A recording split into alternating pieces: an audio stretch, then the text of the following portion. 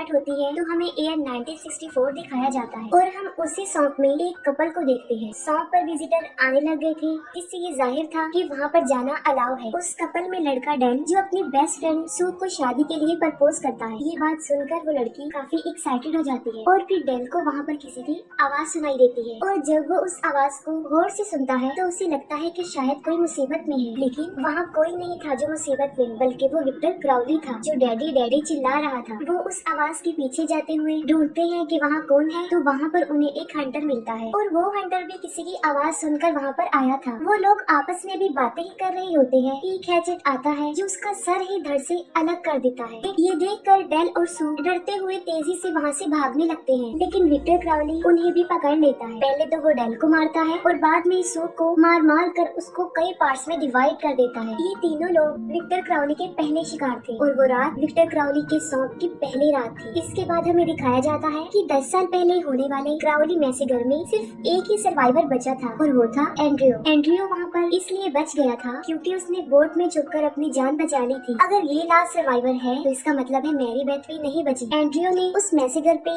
एक बुक लिखी है जिसका नाम होता है आई सर्वाइवर और अपनी इस बुक को प्रमोट करने के लिए वो अपनी एक्स वाइफ सबरीना के शो में आया है। यहाँ पर हमें ये पता चलता है कि उस मैसेगर में तकरीबन 40 के करीब लोग मर गए थे, लेकिन उन्हें विक्टर क्राउली ने मारा था या नहीं ये बात अभी साबित नहीं हुई थी, बल्कि इसके ऑपोजिट सब लोग एंड्रियो को ही किलर समझ रहे थे और आज तक उसे ही किलर समझा जाता है। फिर हमें एक लड़की दिखाई जाती है क्लो, जो अपने फ्रेंड्स के साथ मिलकर क्राउली मैसेगर पे एक मूवी बनाना चाहती थी। वो सोचती थी कि मे बी एंड्रियो उनकी हेल्प करते। ये सोचकर वो तीनों उसकी बुक साइनिंग में जाते हैं और काफी देर लाइन में खड़े होने के बाद उनकी बारी आती है। जैसे ही क्लो उससे मूवी की बात करने लगती है, उसकी मैनेजर कैथलीन साइनिंग बंद करके उसे वहाँ से ले जाती है। क्लो का काम नहीं बनता और वो देखती ही रह जाती है। कैथलीन एंड्रियो को बताती है कि उन्हें एक बहुत बड़ी ऑफर मिली है, उसे उसी शॉप में जाकर एक इंटरव्यू करना है और उसके बदले में उसे बहुत सारे पैसे मिलेंगे। लेकिन एंड्रियो दोबारा से उस शॉप में जाना नहीं चाहता था और वो साफ इनकार कर देता है। तब कैथलीन उसे कहती है कि उस इंटरव्यू के उसे $1 मिलियन मिलने वाले हैं और $1 मिलियन सुनते ही वो जाने के लिए एग्री हो जाता है। वो जाकर प्लेन में बैठ जाता है जहाँ पर उसे बाकी विजिटर भी मिलते हैं और तभी वहाँ पर सबरीना भी आ जाती है और वहाँ पर एंड्रियो को पता चलता है कि उसका इंटरव्यू किसी और ने नहीं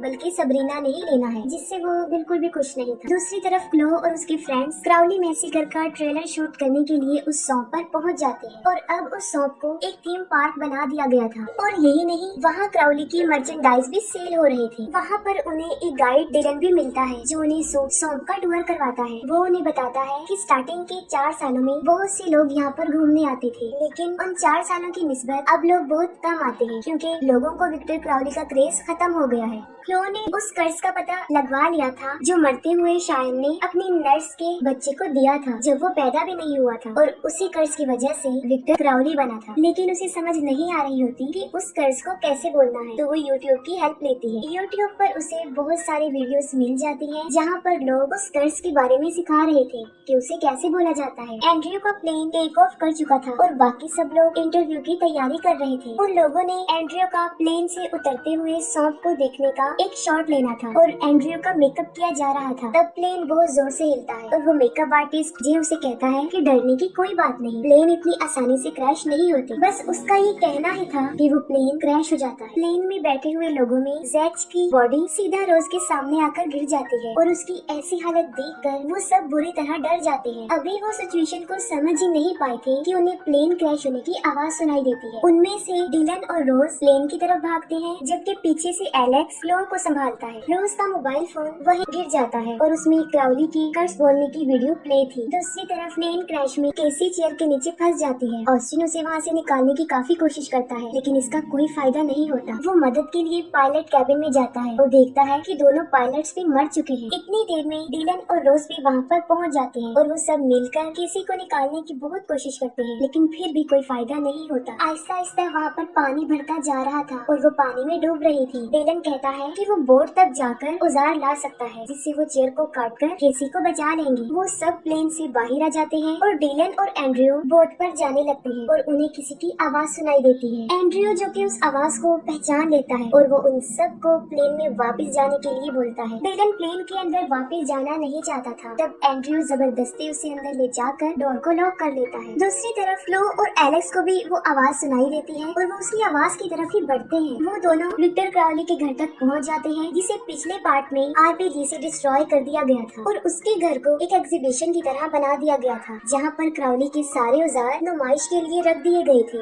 जिसमें उसका हैचेट भी था और वो बेल्ट सेंडर भी। उन दोनों को बाहर किसी की मूवमेंट फील होती है। एलेक्स चेक करता है और विक्टर क्राउली जल्दी से आकर उसे पकड़ लेता है और एक हैमर से मार मार कर उसका बुरा हाल कर देता है और आखिर में उसका सर ही धड़ से अलग कर देता है। ये देखकर क्लो वहाँ से भाग जाती है और विक्टर क्राउली हैचेट लेकर उसका पीछा करता है। किसी तरह भागते भागते वो प्लेन तक पहुँच जाती है, लेकिन विक्टर क्राउली बिल्कुल उसके पीछे ही था। वो उसका सर प्लेन की विंडो में जोर से दे मारता है और पीछे की तरफ घसीट कर जमीन पर जोर से पटक देता है। वो उसे अपना बेट समझ रहा था और उसे वहाँ छोड़कर चला जाता है। प्लेन में पानी भरता ही जा रहा था और केसी उसमें डूब रही थी। अचानक से पानी में वाटर स्नेक आ जाता है, जिसे देखकर कैथलीन पैनिक होते हुए प्लेन से बाहर आ जाती है, लेकिन उसे ये नहीं पता था कि क्राउली प्लेन के ऊपर खड़ा हुआ है। तब ऑस्टिन दरवाजा बंद करने के लिए बाहर आता है और जैसे ही वो अपना सर बाहर निकालता है, क्राउली अपना हैचेट घुमा कर मारता है और उसका सर धड़ से अलग होकर एंड्रियो के हाथ में आकर गिर जाता है। उसका दिमाग निकल कर बाहर गिर जाता है और जाहिर है जितना ब्रुटली तरीके से उसे मारा गया था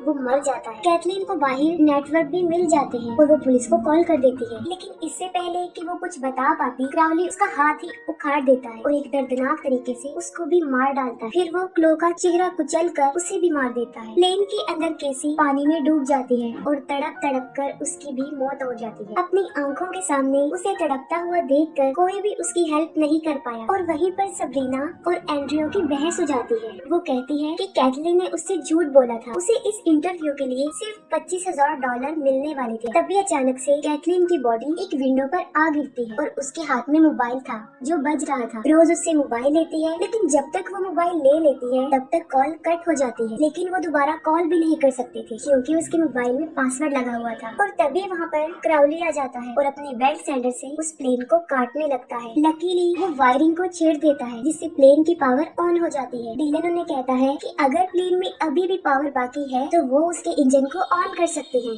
और वो क्राउली को टरबाइन में धकेल कर उसे मार सकते हैं और वो कैबिन में जाकर इंजन ऑन करने की कोशिश करता है। दूसरी तरफ विक्टर क्राउली प्लेन को काटकर अंदर घुस जाता है, लेकिन वहाँ पर उसे कोई नहीं मिलता क्योंकि जहाँ से प्लेन के अंदर पानी आ रहा था वो सब उसी रास्ते से निकलकर भाग जाते हैं। एंड्रियो बाकी लोगों को भेजकर ओडिलोन को बचाने के लिए विक्टर क्राउली को अपने पीछे लगा लेता है। सबरीना और रोज की लड़ाई हो जाती है और सबरीना उसे मोबाइल छीनकर वहाँ से भाग जाती है। उनकी आवाज सुनकर क्राउली वहाँ पर पहुँच जाता है, लेकिन रोज किसी तरह ट्री पर चढ़कर अपनी जान बचा लेती है। सबरीना किसी तरह बोर्ड तक पहुँच जाती है, लेकिन उसके पास उसकी की नहीं थी और तभी वहाँ पर विक्टर क्राउली भी पहुँच जाता है। जान बचाने के लिए वो छुप जाती है और तभी उसके हाथ में फोन बजने लगता है। वो जल्दी से मोबाइल ऑफ करती है, लेकिन इसका कोई फायदा नहीं होता। अब काफी देर हो चुकी होती है। क्राउली उसे पकड़कर मार डालता है। दूसरी तरफ डिलन प्लेन का इंजन स्टार्ट करने में कामयाब हो जाते हैं और तब तक एंड्रियो भी उसके पास पहुँच गया था। तभी वो रोज को अपनी तरफ आते हुए देखते हैं, लेकिन उसके पीछे विक्टर क्राउली भी होता है। वो रोज को पकड़ लेता है और उसे मारने के लिए अपनी हैचेट निकाल लेता है। एंड्रियो को प्लेन के अंदर एक फ्लेयर गन मिली थी और वो उससे विक्टर क्राउली को शूट कर देता है। तब रोज उसकी हैचेट उठा लेती है और हैचेट से ही उसे मारने की कोशिश करती है। एंड्रियो फिर से फ्लेयर गन से शूट करता है, लेकिन इस बार उसका निशाना छूट जाता है और अब क्राउली को मारने की बारी आती है डिलन की। वो उसे लेकर सीधा टरबाइन में घुस जाता है। वहाँ पर डिलन को अपनी जान से भी हाथ धोने पड़ते हैं और उन दोनों के चीथड़े उड़ जाते हैं, लेकिन विक्टर क्राउली जैसे मॉन्स्टर से इतनी आसानी से पीछा छूटने वाला नहीं था। तब हम देखते हैं कि ये सब कुछ कोई देख रहा था और वो थी मैरी बेथ, जो अपनी शॉटगन उठाकर उसको मारने के लिए बिल्कुल तैयार होती है। और इसी के साथ ही ये मूवी यहीं पर एंड हो जाती है।